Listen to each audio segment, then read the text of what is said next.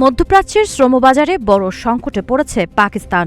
মার্কিন সংবাদ মাধ্যম দ্য নিউ ইয়র্ক টাইমসের প্রতিবেদনে দাবি করা হয়েছে, সাম্প্রতিক কূটনৈতিক টানাপোড়েনের জেরে সংযুক্ত আরব আমিরাত থেকে গণহারে পাকিস্তানি শ্রমিকদের ফেরত পাঠানো হচ্ছে। প্রতিবেদন অনুযায়ী ইরান ও যুক্তরাষ্ট্র এর যুদ্ধবিরতি ইস্যুতে মধ্যস্থতার চেষ্টা করে পাকিস্তান। তবে আমিরাতের অভিযোগ, ইরানি হামলার বিষয়ে ইসলামাবাদ পর্যাপ্ত কঠোর অবস্থান নেয়নি। এরপর থেকেই পাকিস্তানি শ্রমিকদের বিরুদ্ধে গ্রেপ্তার, আটক ও বহিষ্কারের ঘটনা বাড়তে থাকে। জীবন অবাক না করলে কে করবে? 28% মিল্ক ফ্যাটের অবাক করার সাথে ফ্রেশ মিল্ক পাউডার। জীবন অবাক করুক প্রতিদিন।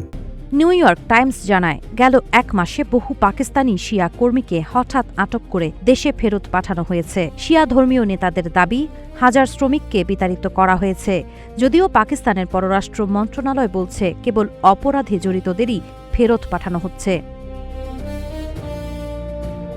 বিশ্লেষকদের মতে এই পরিস্থিতি পাকিস্তানের অর্থনীতিতে বড় চাপ তৈরি করতে পারে, কারণ আমিরাতে কর্মরত লাখো পাকিস্তানি শ্রমিকের পাঠানো রেমিট্যান্সের ওপর দেশটির বহু পরিবার নির্ভরশীল। এরই মধ্যে আর্থিক চাপ বাড়িয়ে আমিরাত পাকিস্তানের কাছে $350 কোটি ঋণ ফেরত চেয়েছে।